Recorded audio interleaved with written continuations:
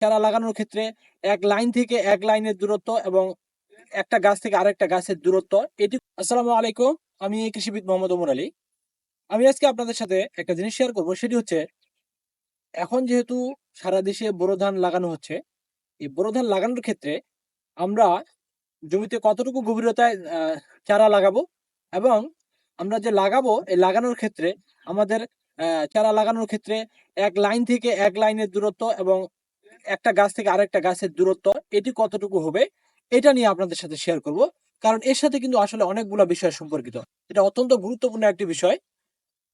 তো আমরা যখন জমি তৈরি হয়ে যাবে, আমরা জমি তৈরি হওয়ার পর থেকে আমরা যখন চারা লাগাবো, চারা লাগানোর সময় আমরা চারাটাকে যখন লাগাবো আমরা অবশ্যই অবশ্যই লাইন মেনটেন করে লাগাবো।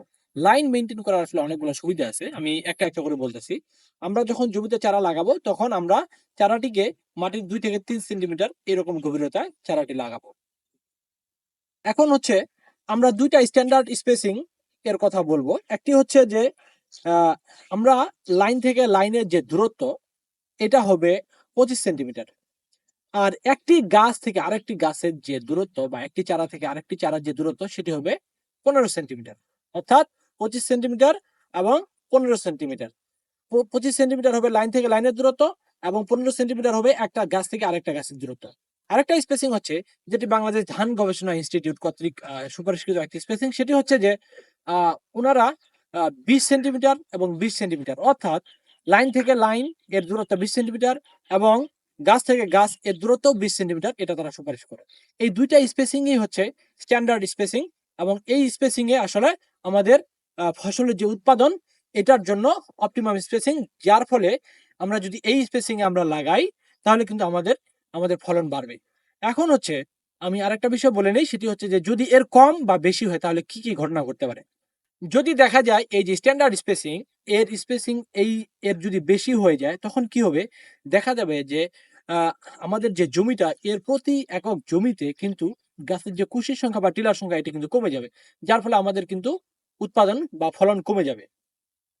একটা বিষয় হচ্ছে যে আমরা যখন এর চেয়ে এই স্ট্যান্ডার্ড যে স্পেসিং এর চেয়ে বেশি যখন আমরা দিব তখন কি হবে, এখানে কিন্তু ঘাস বেশি পরিমাণে জন্ম জন্ম নিবে, যার ফলে দেখা যাবে ঘাসের কারণে এই গাছের যে কুশির সংখ্যা সেটিও কমবে এবং ঘাসের বেশি হওয়ার কারণে কিন্তু গাছ সঠিকভাবে পুষ্টি পাবে না, যার ফলে আমাদের উৎপাদন বা ফলন কমে যাবে।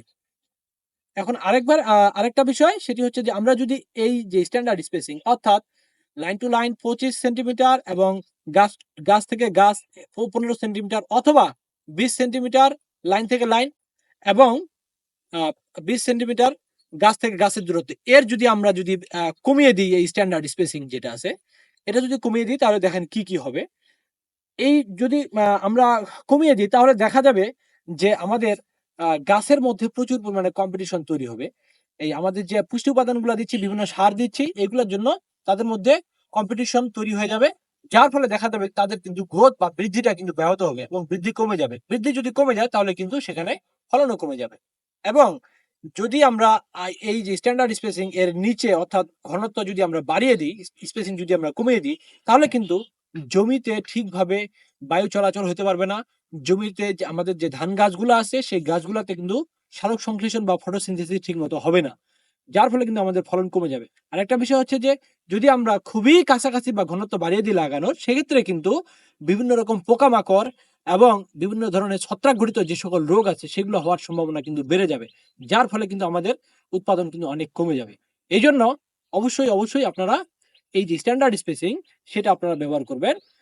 আরেকটা বিষয় হচ্ছে যে প্রতি 8 থেকে 10টি লাইন লাগানোর পরে আপনারা একটা লাইন করে গ্যাপ দিবেন, যেটিকে আসলে বলে লোগো লাইন সিস্টেম। এটি নিয়ে আমি আরেকদিন বলবো, যেটির কারণে আমরা যদি লোগো লাইন সিস্টেম করে লাগাই তাহলে কিন্তু আমাদের বিভিন্ন ধরনের যে ম্যানেজমেন্ট আছে, বিশেষ করে ঘাস নিড়ানি দেওয়া প্লাস অন্যান্য যে ফার্টিলাইজেশন, এই যে ম্যানেজমেন্ট গুলো আছে এগুলো কিন্তু আমাদের অনেক সুবিধা হবে যদি আমরা লাইন সিস্টেমে করি এবং লোগো লাইন সিস্টেম ফলো করি। তো লোগো লাইন নিয়ে আমি আরেকটা ভিডিওতে বলবো। তো আপনারা সবাই এই যে স্ট্যান্ডার্ড যে একটা স্পেসিং এর কথা বললাম আমি, সেটা অবশ্যই ফলো করে আপনারা আপনাদের জমিতে ধান লাগাবেন এবং আমি আশা করি আপনাদের ফলন ইনশাআল্লাহ বেড়ে যাবে। আপনাদের সবাইকে অসংখ্য ধন্যবাদ। আসসালামু আলাইকুম।